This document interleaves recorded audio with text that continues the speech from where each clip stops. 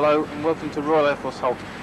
In this video, the members of 153rd Entry will attempt to show you the aspects of training an apprentice will go through to become a junior technician in 3.5 years' time.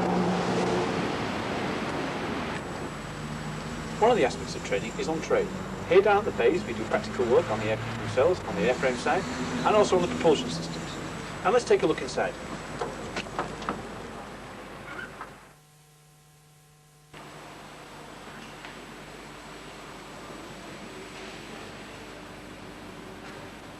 Here at Airframes, we do our basic instruction and maintenance work on a jet Provost, but when you progress, you get to work on much more complicated aircraft. Here on the propulsion side of our training, we learn the principles and maintenance of various engine types. We will also show you the off-duty activities of the entry, both in the block and the more enjoyable activities outside of the block. When relaxing off duty, apprentices can join other trainees here at the Chiltern Club. It may look quiet now, but things are really moving on a Saturday night. If you don't fancy drinking all night, there's a disco upstairs, or pool tables, or a TV room, and of course the proverbial gambling machines. And if that's not good enough for you, there's a cinema as well.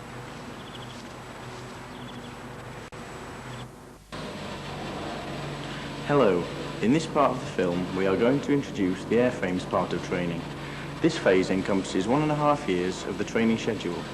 Covered within the phase are safety, basic airframes, cockpit controls, basic hydraulics, paperwork and life support systems. As you have probably guessed, there's quite a lot to learn. One of the main factors involved in apprentice training is safety, so before you start work on any aircraft, you must read the relevant safety notes. This is our aircraft team, ready for work, or are they? Where's your overalls, you lot?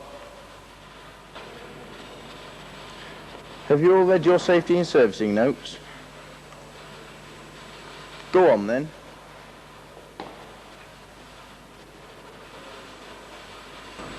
The first part of training is basic airframes and involves the removal and refit of major components of the aircraft, i.e. the main plane, the tailplane and the tail fin. While carrying out the work on the aircraft, paperwork must be filled in accordance with the aircraft publications, which can sometimes be more frustrating than doing the actual job. This can be compared to trying to understand the Haynes manual upside down with a hangover.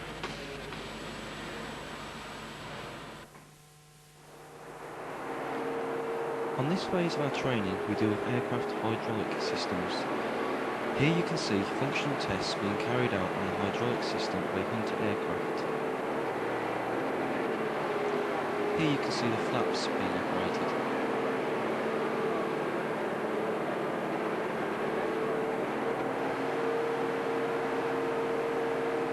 The undercarriage.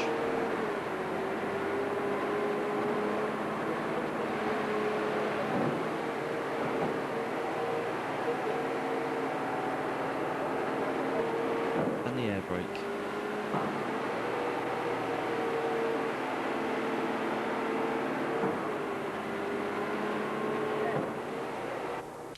The other side to trade is propulsion.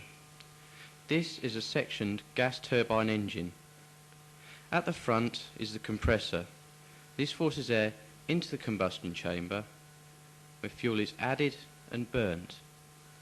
This results in an acceleration of the air which forces it through the turbine and out of the engine to provide thrust.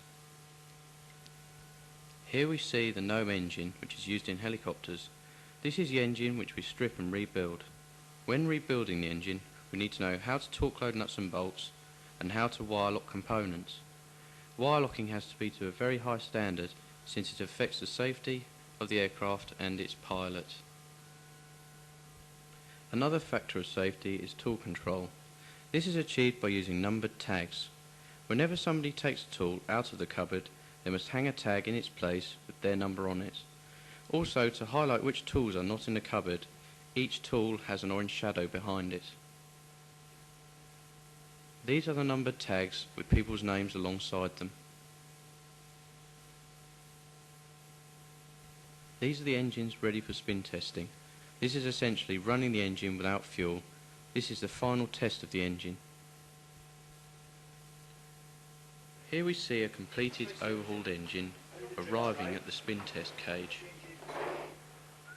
Before spin testing, all of the blanks must be removed from the engine. Get the blanks off, got the drip tray in, connect up the main oil, the main fuel feed and the power connection to the starter motor. Since the engine must be lubricated during the spin, an oil supply is connected. Also, a power supply is attached to the engine starter motor in order to keep it spinning. The engine is not being provided with fuel. Press the go button.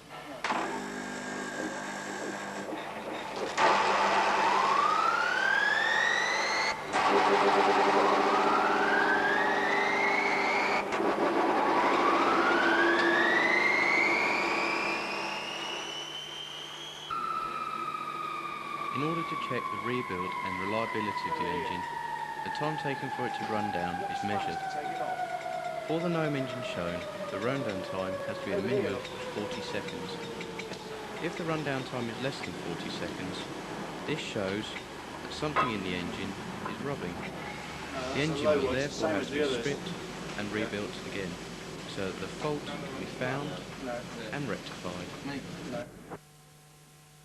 Also in propulsion, we will be taught about lubrication systems, fuel control systems, and other systems which are essential to the aero engine. This will aid us to diagnose and correct any faults when they occur. When we have completed this phase, we will move on to airframes. This is Commode Hall, where our work in trade is supported by a variety of academic subjects. As part of our propulsion lessons, we are introduced to the ramjet. Here, high-speed air is blown into the jet intake, where it is mixed with gas ignited. The ramjet is used to illustrate the effects of overfueling and underfueling. The ISOD impact tester is used to test the strength of metals and alloys.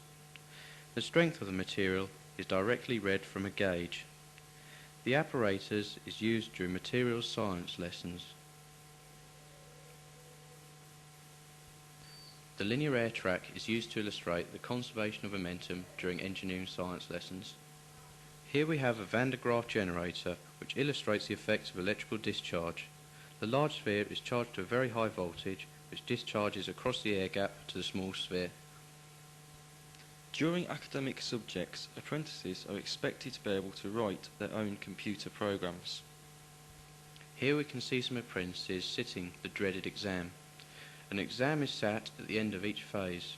All apprentices must obtain a BTEC in aerospace studies. Therefore, all exams must be passed. This is a domestic site. Here you can see the Henderson Gymnasium, the Henderson Mess, where apprentices eat, and the Henderson Barrack Blocks, where apprentices live. Each block can accommodate up to 72 personnel living in 4-man or single-man rooms. This is Barrack Block 19, where the 153rd Apprentice Entry live.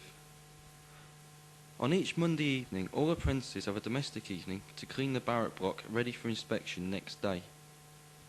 An important part of service life is fitness. Apprentices have 3 hours of PT per week. This involves a variety of sports. The most accomplished gymnasts have the chance to be members of the gym team. The culmination of all the hard work and effort is the graduation parade, which is reviewed by a senior officer. The day is one of pride for the graduating apprentice and their invited guests. Apprentices graduate as junior technicians ready to enter productive service and uphold the reputation of the Royal Air Force apprentice.